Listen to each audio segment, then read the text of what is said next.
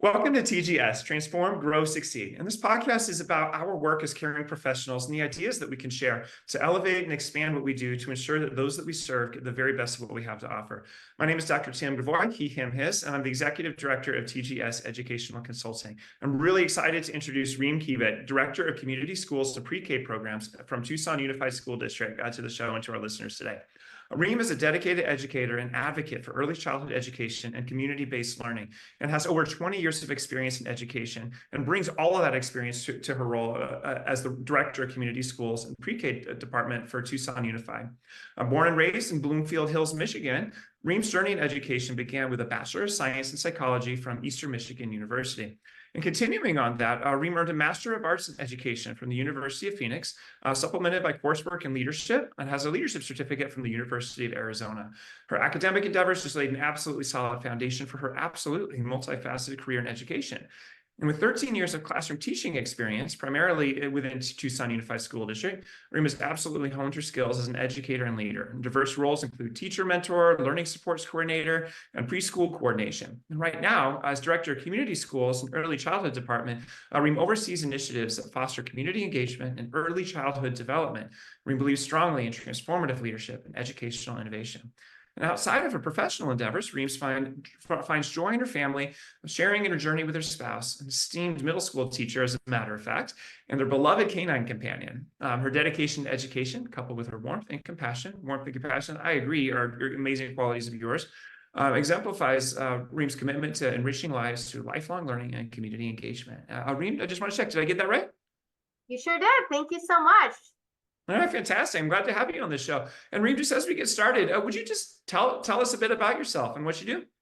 Sure. So I am, as you stated, the Director of Community Schools and Preschool Programs for Tucson Unified School District. I moved here from Michigan mostly to escape those dreaded winters. I don't know how people do it back there, but my little bones could not handle it anymore, and I wanted to find a place with a lot more sunshine, and I definitely found that here in Tucson.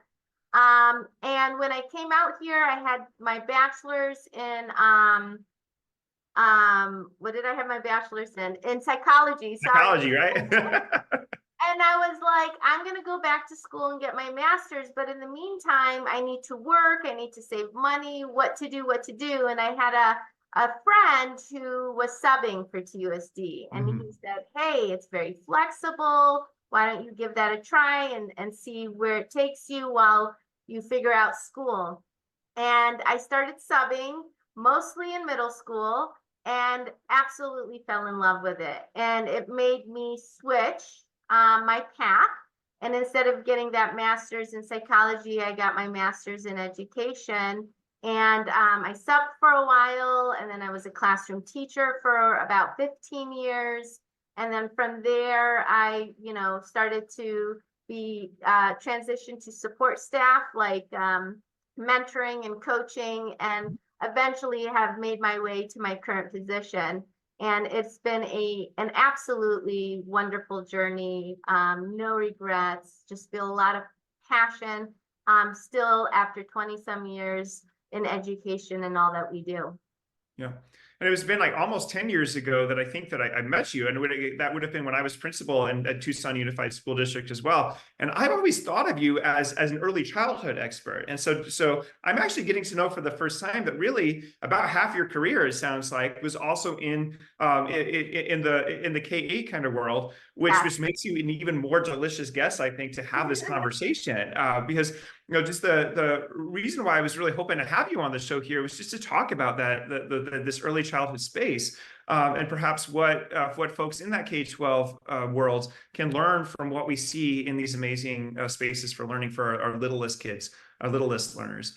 And so when you think about then all of these amazing early childhood spaces in Tucson Unified School District, what are you seeing that really makes those spaces such powerful places to learn? Great question. So there's a lot, and I won't be able to give you an exhaustive list, but there's definitely some key things or indicators that we look for when we think of quality pre-K programming. And one of those is inclusiveness. So when I first started in this department, there were two types of classrooms. There was a classroom called PACE, which had a general ed teacher, and then we had self-contained ex-ed pre-K programs, and they ran separate. So you had general ed students in one classroom and students with disabilities in another. And as I came on board, there was a shift around that. And we really worked very hard on an inclusive model. We worked with the Arizona State Department of Education to guide that work. And we felt like the number one thing we need to make sure is that we are an inclusive program, an inclusive department that supports all students together in the same classroom. So that was a wonderful transition. And I know something that a lot of school districts and charter schools and all sorts of people come to us and ask us for guidance. How did you do this? Did it work? What was the struggle? And there were struggles, but in the end, everyone knew that was what was right for kids, for families, for communities. And so one definite important thing in a preschool classroom that we look for is that inclusiveness of all races, cultures, ethnicities, genders, whatever it may be. It is a welcoming, safe environment for everyone. Whoever you are, whatever you need, whatever it takes. Absolutely. Absolutely. Everyone matters, and everyone comes with a story, and everyone has wonderful things to offer. And we really, look at it as an asset-based community. We don't focus on the deficits. We really look at what does everybody have to offer and bring to the table. So I think that's really important, and it lends itself to an environment that is, again, safe and welcoming and nurturing. And when you create an environment like that, then real learning can happen, right? And so another focus then would be a classroom environment. So what is the layout of the classroom? Do students, can they easily access the materials and supplies? Is there diversity represented in the environment in the classroom? Is it safe? Is it clean? Some of those basic essentials that we all need to function. And then interactions are very important. So that could be interactions between adults, whether it's parents and teachers and staff, interactions between the staff and the students, student to student interaction.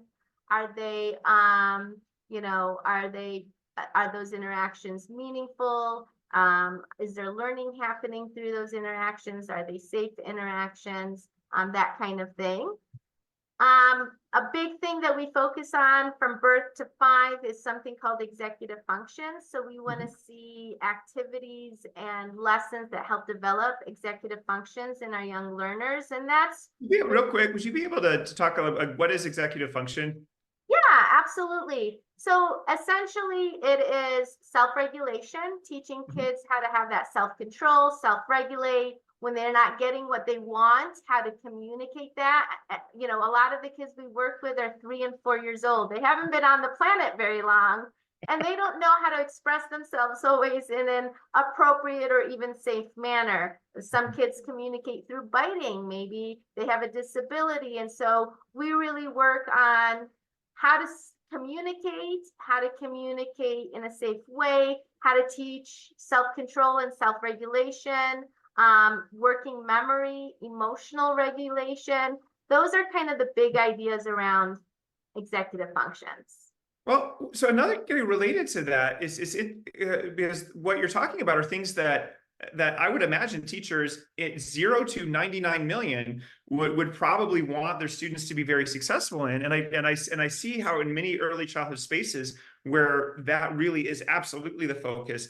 And I'm wondering, maybe I'm kind of curious about when I think of a lot of the early childhood spaces that I've been in, there's, sometimes where the teacher is directing something and all the children are together, all the learners are together, essentially engaging primarily with that one teacher. Perhaps they're reading a story or they're doing something like that. And then there's also time where students essentially are choosing what to do and choosing what to learn and spending a lot of time kind of engaging in the things that they're interested in. In an early childhood classroom, what percentage of time would you kind of want to see students essentially directing their own learning? Honestly, about 80 to 90% of the time. So we really focus on exploration in our programs, giving students lots of different opportunities to learn through play. So, we've had parents sometimes say, "Oh, all my kid does is play," but what we educate them that this is intentional play. This isn't necessarily a free for all, although I would argue that sometimes we need that too. Some of the best learning happens through like free play and get wild, and let's see how do we navigate that, and how do we deal with all the big feelings that come with that, and how do we learn to share, and how do we learn to take turns. And so definitely exploration and centers and moving through those spaces, and that takes a lot of work because again they're 3 and 4 years old, but when that time is spent teaching kids routines, helping them to understand why they're in place, practicing them, modeling them, we use a lot of literature to teach those things. And so when we do that, you can go in and see 3 and 4 year olds running a classroom like how you might want to imagine a middle school or even high school class doing it, just more at a developmentally appropriate pace, or through developmentally appropriate practices and activities that help develop those skill sets. So what's really interesting about that is as I agree. I think the outstanding early childhood spaces that I've seen, and we think of early childhood as really being like birth to grade 3, if I'm not mistaken, which is a really wide span. But there seems to be something that happens in about first grade where when I'm thinking about many we'll just say that as students get older, the amount of exploration time seems to decrease, and we're not talking 80 to 90% anymore. We're almost getting to 80, 90% of teacher directed time when we're getting into our older grades. And I'm wondering, like, maybe let's take a quick break because I'd love to explore why that happens, especially since you've had experience in both sides of that age group. Why does it happen that time to direct your own learning seemed to shrink, and then the teacher's involvement in that learning seems to grow quite a bit? And then whether that matters or how that matters, I think that'd be delicious to explore in a bit. Is that all right? Absolutely. All right, fantastic. Well, let's take a break, and we come back. Let's explore kind of what happens as kids get older, and whether that matters and what to do about it.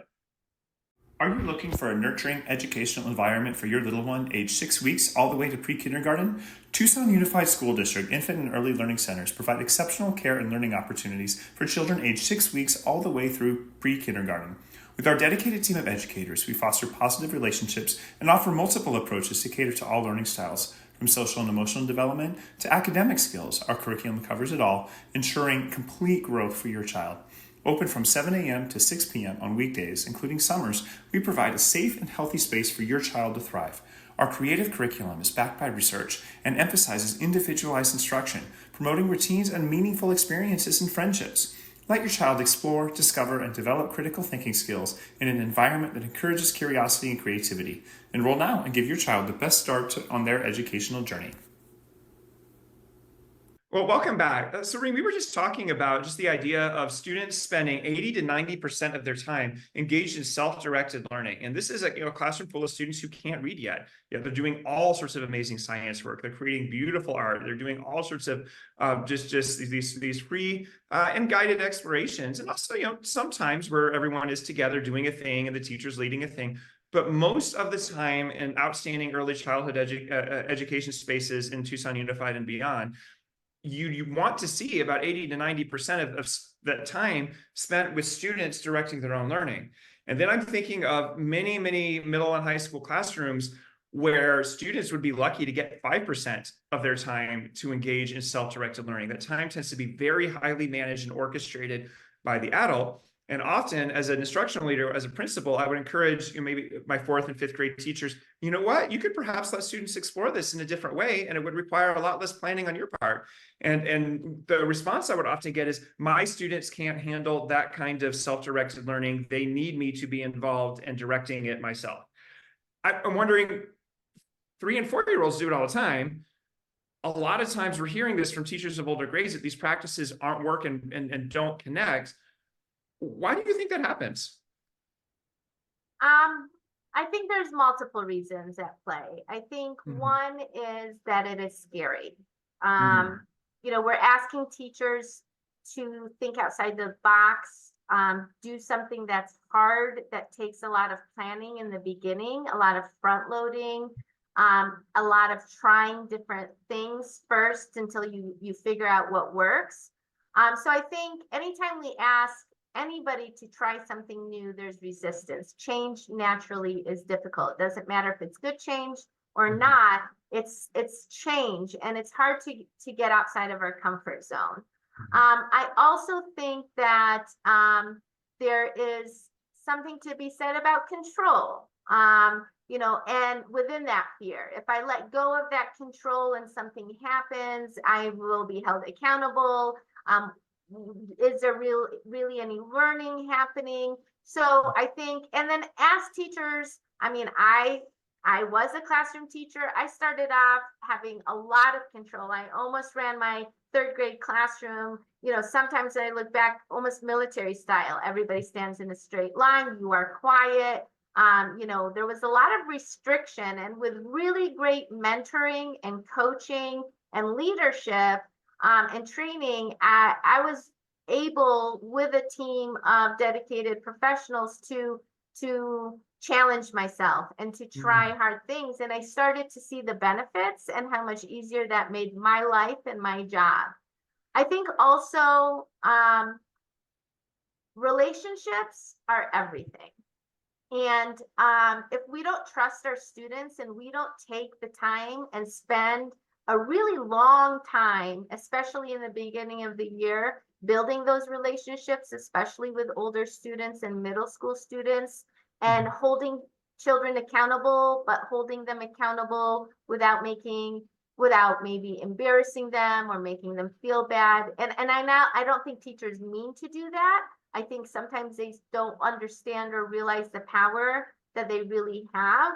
And so you have to, it's exhausting to put in all that time and energy to build those relationships, so then those kids want to please you. I taught 8th grade. I taught 6th grade. I taught 3rd grade. I know, and in all those instances, it worked. And it really came down to creating that safe space, but also holding kids accountable, because I remember being a mentor in middle school and a teacher trying that. And there were certain students that, you know, maybe did things for negative attention. They didn't have those executive skills that we talked about. And they could be a handful. And if they weren't held accountable so that those other students who wanted to take the learning seriously and collaborate and do things, then they weren't getting it either. And so they were kind of resentful. It's too loud in here. It's too, you know, they had really valid concerns. And so it's a really difficult balancing act. And if teachers were given the appropriate training and permission to really do that and focus on that, then I really think we would see more of that. I also think there's a lot of pressure from the state around testing. And I think that's kind of why we lose that opportunity to run classrooms like that, even in kinder. It would be a dream of mine if I could walk into a kinder classroom and see it running like a pre-K classroom. And we're really lucky that because we don't have that state testing and the pressure from the feds and funding and all of the stuff that's related to a letter grade and all of that stuff, we might not have the same freedoms to do what I think is teach the right way in pre-K. So I think, you know, it starts at the leadership level where they feel a lot of pressure, and that comes down on the principals, which then comes down on the teachers, which then overflows to the students and how that classroom is run.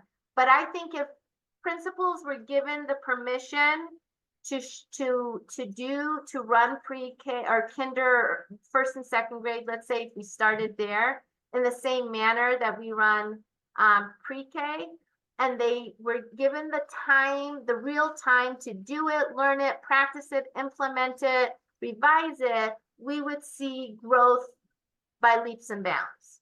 But to be patient enough to go through that and not give up and say it's not working, it's not working. Like in education, there's always a new hot trend. You know what I mean?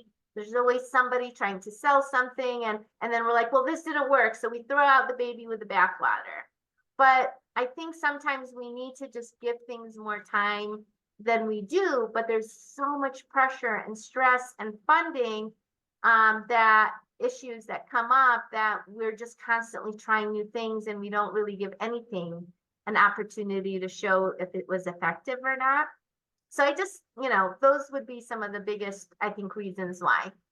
So it's a huge reasons, honestly, and it really all kind of boils down to there being just tremendous amount of pressure for educators to have students that perform well, and however that is measured, that tends to be where the emphasis goes. And it's hard to see how a Dibbles or an Azella or a state standardized test or something like that is going to be well approached by a student if they've been in charge of whether or not they do the things that are measured, because they tend to be kind of itty bitty.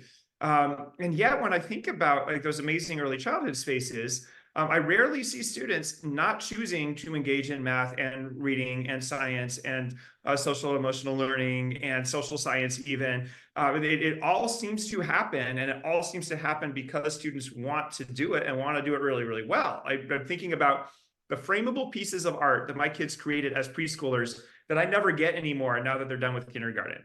Yeah. It just seems like a completely different thing. So a lot of times in my work, I work primarily with behavior interventions and positive behavior interventions support school-wide.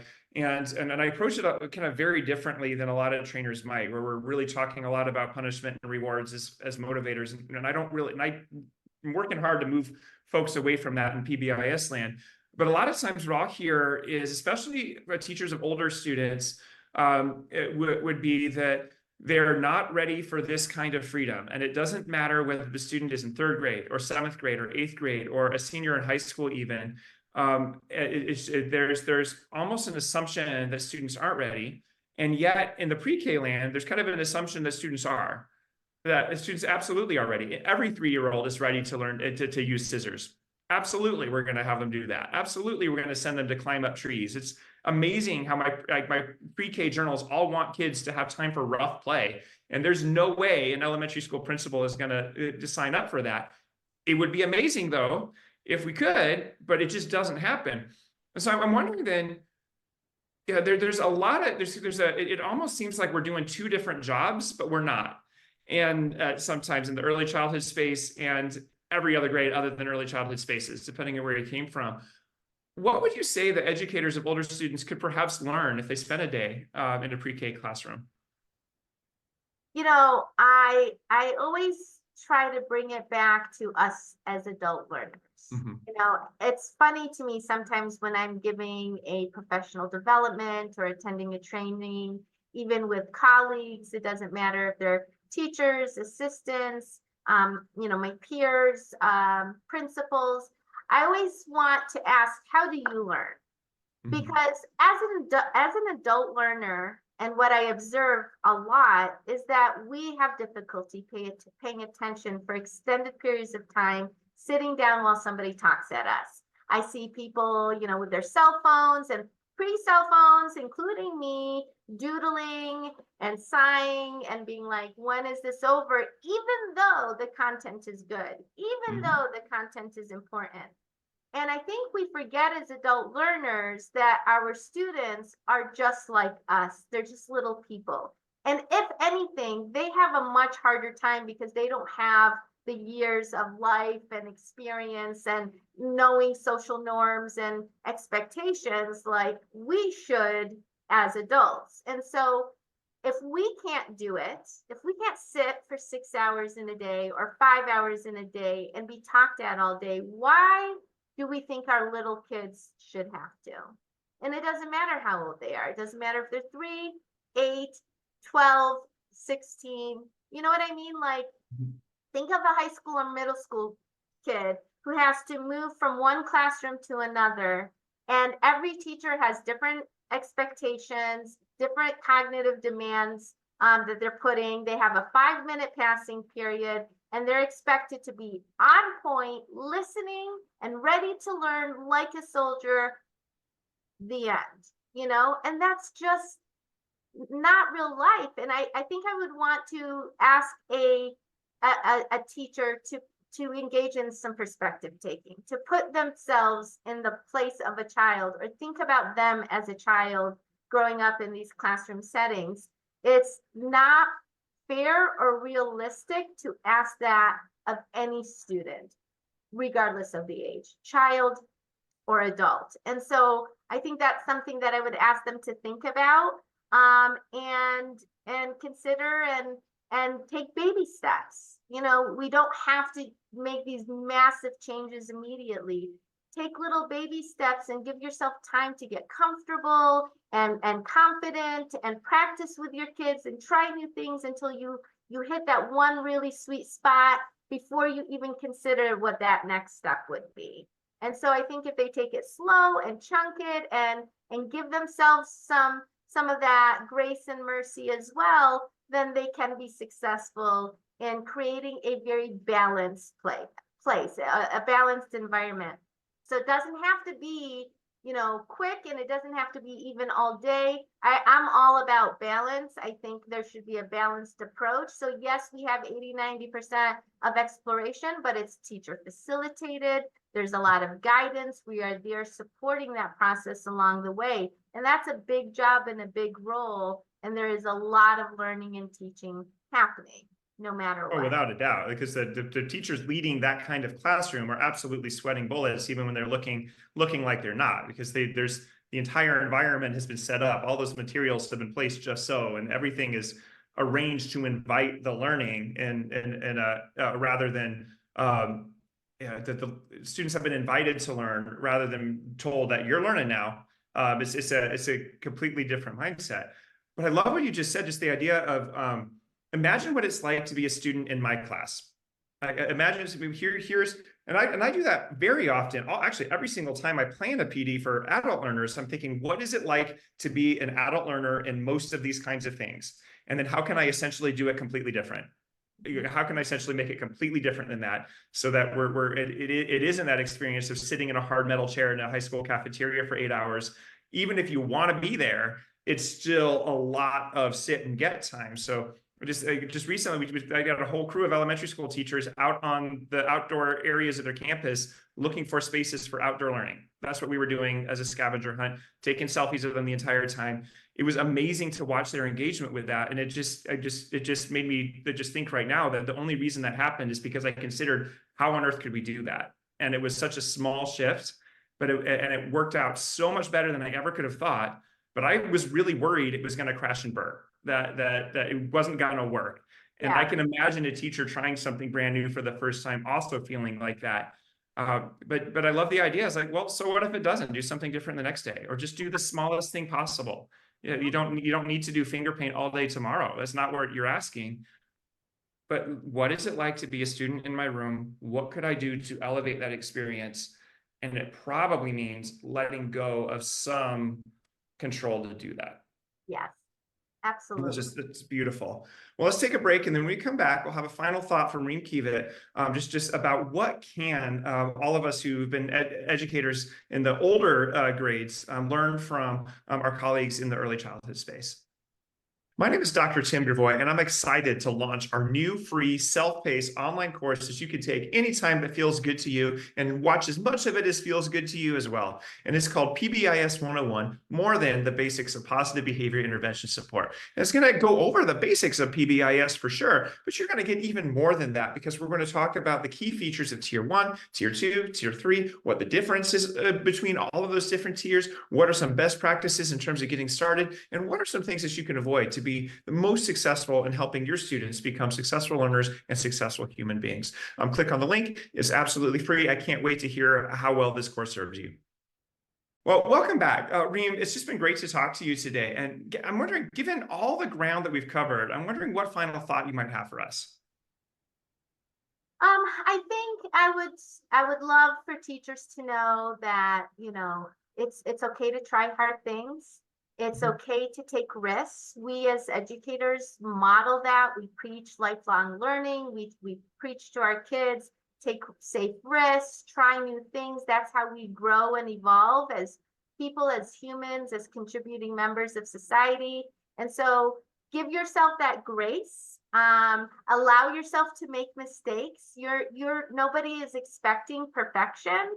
But you know, in exploring these different avenues and methods and strategies, not only will it in the long run make your life easier, but it'll really create an environment that feels safe, that encourages learning, that allows for that collaboration and excitement that we want kids coming into school having every single day. So I think it's really just about, again, giving yourself permission and not being so hard on yourself, and knowing that it's okay to make mistakes.